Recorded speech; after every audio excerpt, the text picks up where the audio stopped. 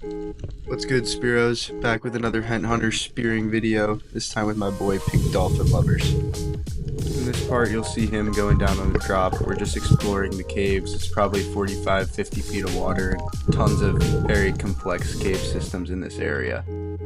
As you can see, I'm just approaching one of these holes, just checking it out, see if there's any big snappers, cuberas, dogs, muttons, anything like that we want to target. It looks pretty complex, and I know Pink Dolphin said he's seen a cubera that lives around here, so we were already pretty excited and we knew we might find something good.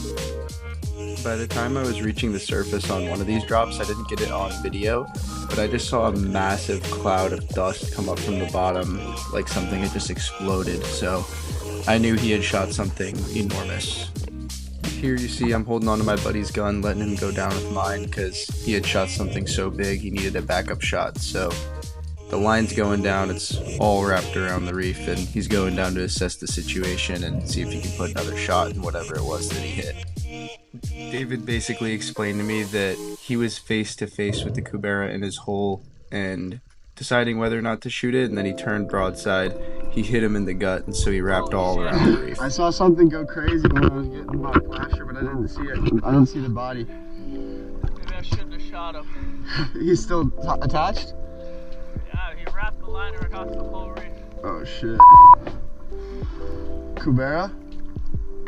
Oh shit, the same one?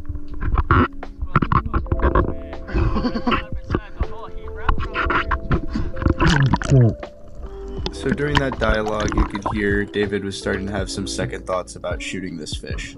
So I'm going down now, trying to scope out the situation, hopefully get a second shot in this thing.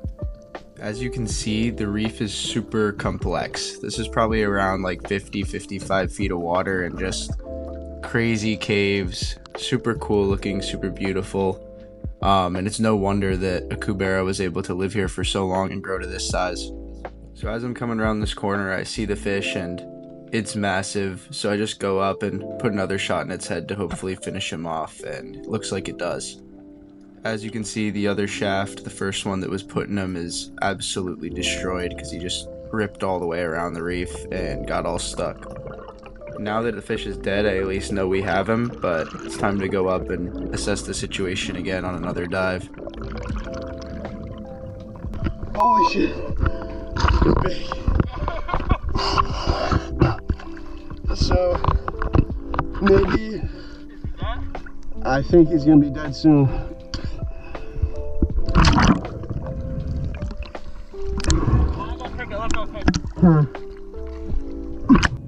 So on this drop, Pink Dolphin's heading back down, gonna go check out the situation. He's got his knife so he can cut any lines if he needs to and hopefully get that fish unwrapped.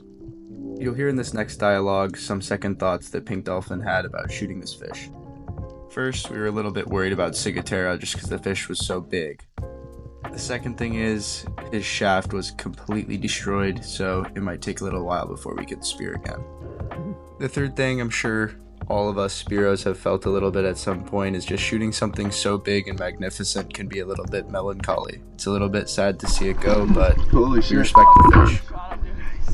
Nah, I think it's good. I've seen the videos and picked the shit out of my shaft. Fuck. I don't have a shaft, but it's such a nice shaft. So how do we get him out from this spot? That's easy. I'm just gonna. Wait, where's my gun? My gun can't go anywhere because the shaft is wrecked. Fuck, I shouldn't have shot it. He's too big. Well, Yeah, my shaft is gone now, dude. we gotta eat him. I've seen videos of people eating bigger. Yeah. So here we go again, another extraction dive. As you guys can see, shooting these big fish, it's not as easy as it looks on Instagram. So here he is trying to assess the situation, get some of these shafts out of the way, and then ideally cut the line because it's wrapped up all around the reef. So he'll cut it and we'll get rid of it all later, but let's get that fish up first. So the line is cut and back up to the surface we go. Another dive. I definitely recommend doing things in this order. Kill the fish, then go cut the lines.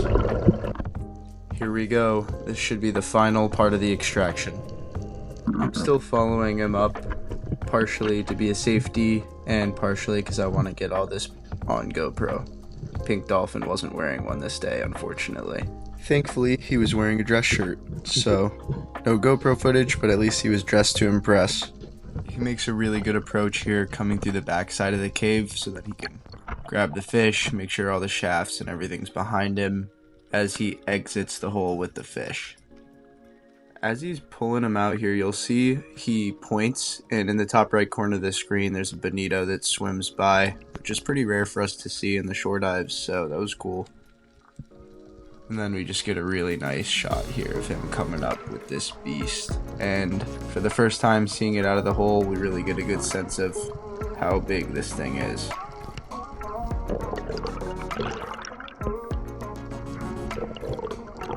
He's even got a fat remora on him and looks nice and red as we start coming up to the surface. Oh shit, it's a fucking beast.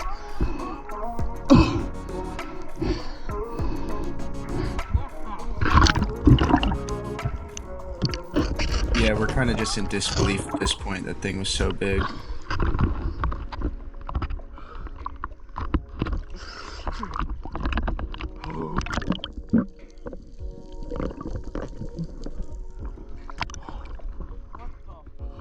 Oh, that's a monster. It's a beast.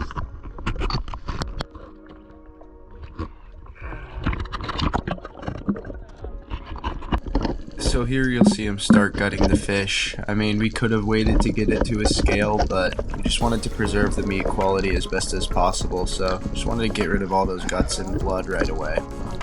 So for anyone watching who's never seen a Cubera or never heard of them or doesn't know why they're so special, basically they're just very intelligent fish, very smart, elusive, hard to kill, and they're notorious for just destroying gear and getting lost in the reef. So super cool that we were able to find this fish within shore dive distance.